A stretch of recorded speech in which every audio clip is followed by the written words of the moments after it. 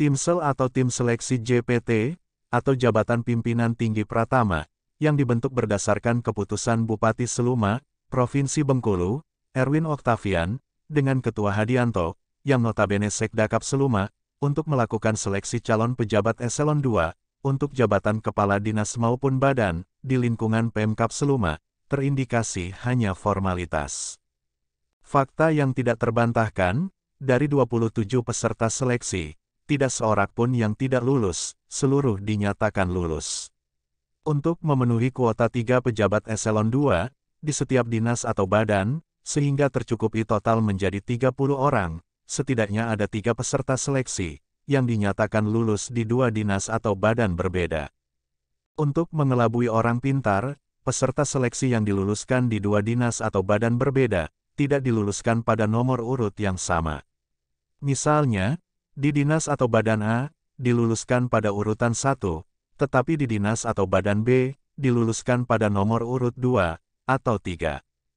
Demikian diungkapkan Sekretaris LSM, atau Lembaga Swadaya Masyarakat Pelangi, Erlan, langsung kepada produser eksekutif Bintang TV, Khairuddin MDK, dengan juru kamera Marco Milendri, dalam wawancara eksklusif, Sabtu, 27 Mei, 2023, di kediamannya, di kawasan Air Sebakul, Kecamatan Selebar, Bengkulu. Di lain pihak, berdasarkan penjelasan beberapa peserta seleksi, yang ditemui di beberapa tempat berbeda, menuturkan, mayoritas peserta seleksi tidak memenuhi persyaratan, bahkan dominan melanggar pasal 107, ayat 1, huruf C, angka 3, Peraturan Pemerintah atau PP 17, 2020, tentang perubahan atas PP 11, 2017, tentang manajemen pegawai negeri sipil, kata Erlan, yang juga salah seorang tokoh masyarakat Kabupaten Seluma. Untuk itu wajar, jika kemudian ada peserta yang melapor ke KASN, atau Komisi Aparatur Sipil Negara, tentang yang dia ketahui dan fahami, terkait pelanggaran dalam proses seleksi JPT Pratama, tahun 2023, di lingkungan Pemkab Seluma, oleh Timsel yang diketuai Hadianto. Sebab,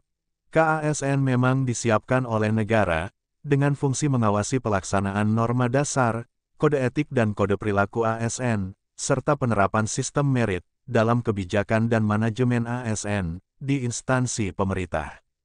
Pengawasan tersebut, dimaksud agar dapat membentuk ASN yang profesional, dan berintegritas, sesuai amanat Undang-Undang 5, 2014, tentang aparatur sipil negara, jelas Erlan. Jadi keliru, jika Hadianto, baik dalam kapasitas Ketua Timsel, maupun Sekdakap, menyatakan akan berkonsultasi dengan Polres, apakah isi laporan peserta Timsel ke KASN, berita hoaks atau bohong, atau pencemaran nama baik Timsel, sebagaimana yang saya baca di berbagai media. Oleh karena itu, sesuai pasal 32, ayat 1, huruf C, Undang-Undang 5, 2014, tentang Komisi Aparatur Sipil Negara, LSM Pelangi, secepatnya akan berkirim surat ke KASN, terkait yang terjadi dalam seleksi JPT Pratama, di lingkungan Pemkab Seluma, dan meminta KASN meninjau kembali, dan atau membatalkan rekomendasi pelantikan pejabat eselon 2, hasil seleksi Timsel versi Ketua, Hadianto, ujar Erlan. Lagi pula, kalau memang seluruh peserta akan diluluskan semua, untuk apa dilakukan seleksi, hanya menghambur-hamburkan uang negara, atau uang daerah, yang notabene uang rakyat, tambahnya. Hebatnya, menurut data tertulis yang diterima redaksi Bintang TV, melalui pengumuman nomor 18, JPT Pratama, 2023, tentang hasil akhir seleksi terbuka jabatan pimpinan tinggi Pratama, di lingkungan pemerintah Kabupaten Seluma, tahun anggaran 2023, yang ditandatangani Hadianto, sebagai ketua. Dengan gamblang ditegaskan, keputusan panitia seleksi, pengisian seleksi terbuka jabatan pimpinan tinggi Pratama, di lingkungan pemerintah Kabupaten Seluma, tahun 2023, bersifat final dan tidak dapat diganggu-gugat. Terpisah, Ketua Markas Daerah Ormas Laskar Merah Putih Provinsi Bengkulu, Khairuddin MDK, yang juga produser eksekutif Bintang TV, saat diminta tanggapan, tentang keputusan panitia seleksi JPT Pratama, bersifat final dan tidak dapat diganggu-gugat, berpendapat, terkesan melecehkan wewenang KASN, sebagaimana ketentuan pasal 32, ayat 1, 2, dan ayat 3, serta pasal 33, ayat 1, 2, dan ayat 3, Undang-Undang 5, 2014, tentang aparatur sipil negara.